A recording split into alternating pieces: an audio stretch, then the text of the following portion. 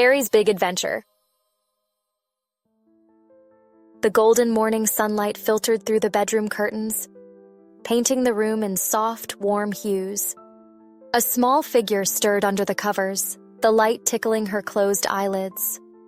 Suddenly, she bolted upright, her dark curls bouncing as she blinked at the brightness. What was that feeling? That bubbling excitement she couldn't quite contain? Without waiting another second, she flung the blanket aside and leapt out of bed. Her tiny feet hit the wooden floor with a soft thud-thud, and she bounded toward the door. In one swift motion, she swung it open and flew down the stairs, each step a joyful clunk-clunk-clunk. "Good morning!" she exclaimed, her voice brimming with energy as she landed at the foot of the stairs, grinning wide enough to light up the room. Her parents turned at her enthusiastic entrance.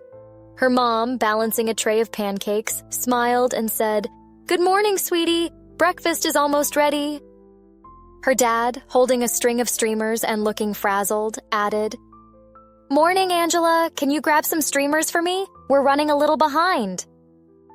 Angela's hazel eyes sparkled, but as she looked around at the bustling chaos, her parents rushing between tasks, decorations half finished, and the faint smell of syrup wafting from the kitchen, her excitement dimmed just a bit.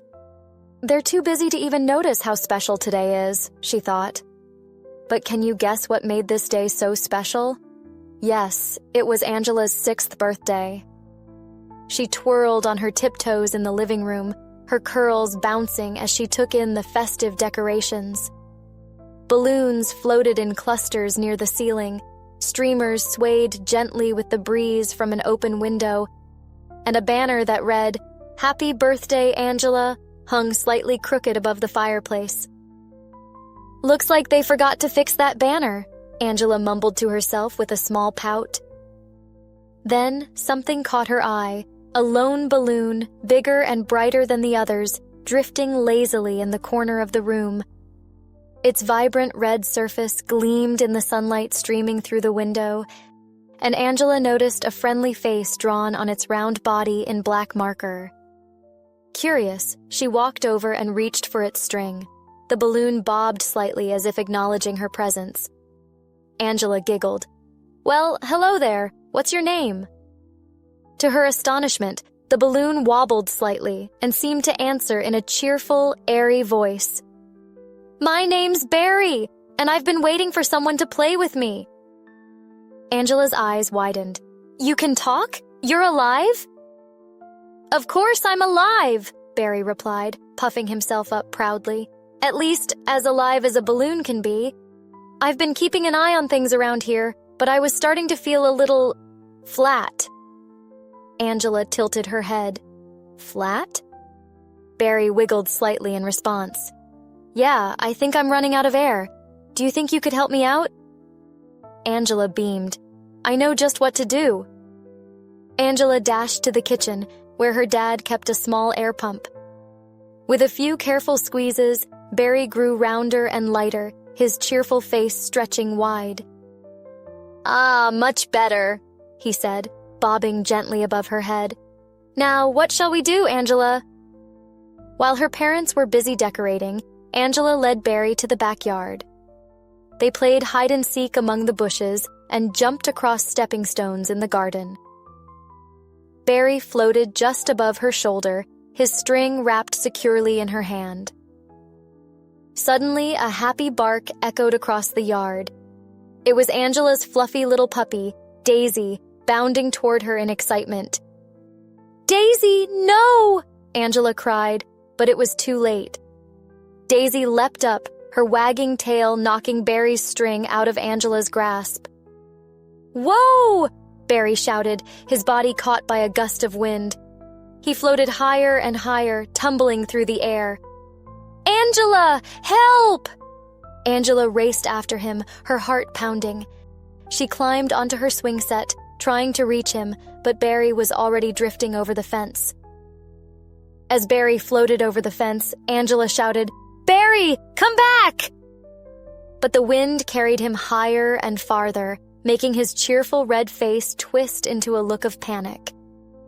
"Oh no, oh no, oh no," Barry muttered, his voice trembling as he bobbed in the air. Below him, Angela's yard quickly disappeared, replaced by the roof of Mrs. Rachel's house next door. Barry landed with a soft thump on the roof, his string catching on the weather vane. "Well, this is awkward," he said to himself, wobbling precariously in the wind. "Angela, can you hear me?" Angela, determined to rescue her balloon friend, dashed to the fence and peeked into Mrs. Rachel's yard. Mrs. Rachel, a kindly middle-aged woman with curly gray hair and a floral apron, was watering her begonias. "Mrs. Rachel!" Angela called, her voice desperate. "My balloon, Barry! He's on your roof!" Mrs. Rachel squinted up at the roof and chuckled.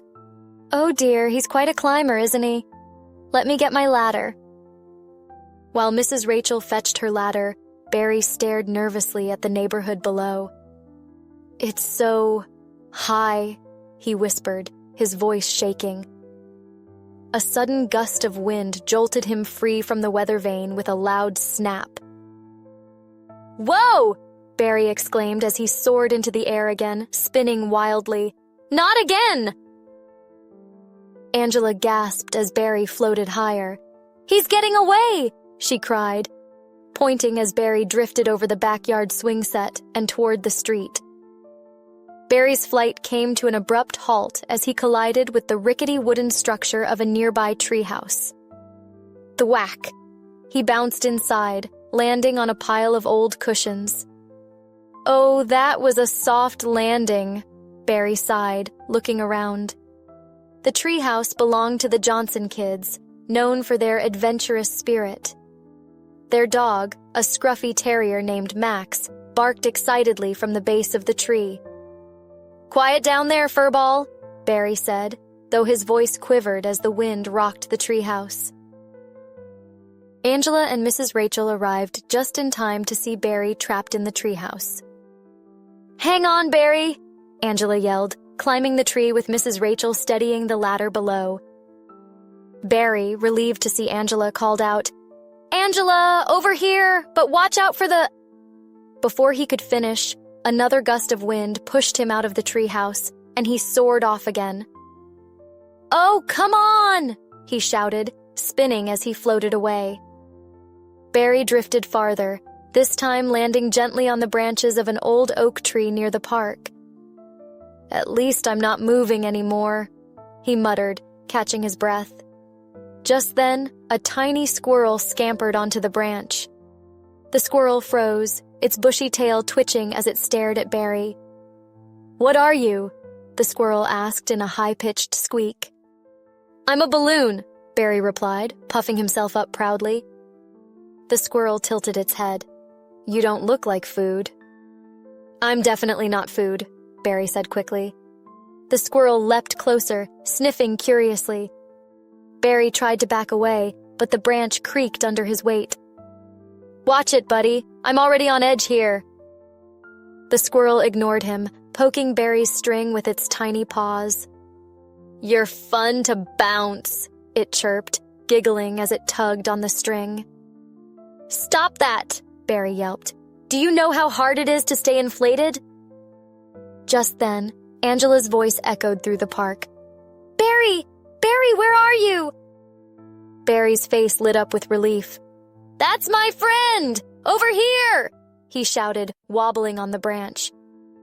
The squirrel darted off as Angela and her dad appeared below the tree. "Barry!" Angela cried, spotting him tangled in the branches. With her dad's help, Angela carefully untangled Barry's string and pulled him into her arms. "Barry, are you okay?" she asked, her voice trembling with relief. "Never better," Barry replied, though his face was slightly crumpled. "But I think I've had enough adventures for one day." Angela hugged him tightly, whispering, "I'm so glad I found you." As they walked back home, Barry floated gently beside her, marveling at the blue sky and the familiar warmth of Angela's hand on his string. That afternoon, Angela's party was in full swing. Friends and family filled the backyard with laughter, and Daisy wagged her tail happily, oblivious to the earlier chaos. Angela beamed as she showed off Barry, who floated proudly beside her. "Make a wish, Angela," her mom said, lighting the candles on her cake. Angela closed her eyes, thinking not of toys or treats, but of the wonderful day she'd had, and how lucky she was to have Barry back by her side. As everyone sang, Barry leaned closer to Angela and whispered, "Happy birthday, Angela, and thank you for everything." Angela smiled, her heart full. "Thank you, Barry, for making today so special." "The best birthday ever, huh?" Barry added with a playful bob. "The best," Angela whispered back, her joy glowing as brightly as the candles on her cake.